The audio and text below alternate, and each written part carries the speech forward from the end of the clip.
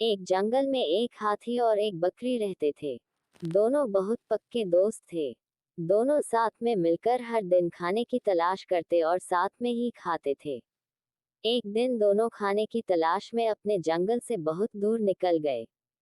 वहां उन्हें एक तालाब दिखाई दिया। उसी तालाब के किनारे एक बेर का पेड़ था। बेर का पेड़ देखकर हाथी और बकरी बहुत खुश हुए। वह दोनों बेर के पेड़ के पास गए। फिर हाथी ने अपनी सूंड से बेर के पेड़ को जोर से हिलाया और जमीन पर ढेर सारे पके हुए बेर गिरने लगे।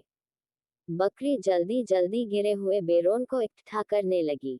संयोगवश उसी बेर के पेड़ पर एक चिड़िया का घोंसला भी था, जिसमें चिड़िया का एक बच्चा सो रहा था और चिड़िया दाने की खोज में कहीं गई हुई थी।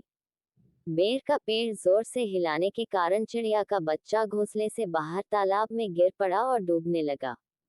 चिड़िया के बच्चे को डूबता हुआ देखकर उसे बचाने के लिए बकरी तालाब में कूद गई, लेकिन बकरी को तैरना नहीं आता था। इस वजह से वह भी तालाब में डूबने लगी। बकरी को डूबता हुआ देखकर हाथी भी तालाब में कूद गया और उसने चिड़िया के बच्चे और बकरी दोनों को डूबने से बचा लिया। इतने में चिड़िया भी वहां पर आ गई थी और वह अपने बच्चे को सही सलामत देखकर बहुत खुश हुई। उसने हाथी और बकरी को इसी तालाब और बेर के पेड़ के पास रहने के लिए कहा। तब से हाथी और बकरी भी चिड़िया के साथ उस बेर के पेड़ के नीचे रहने लगे। कुछ ही दिनों में चिड़िया का बच्चा बड़ा हो गया।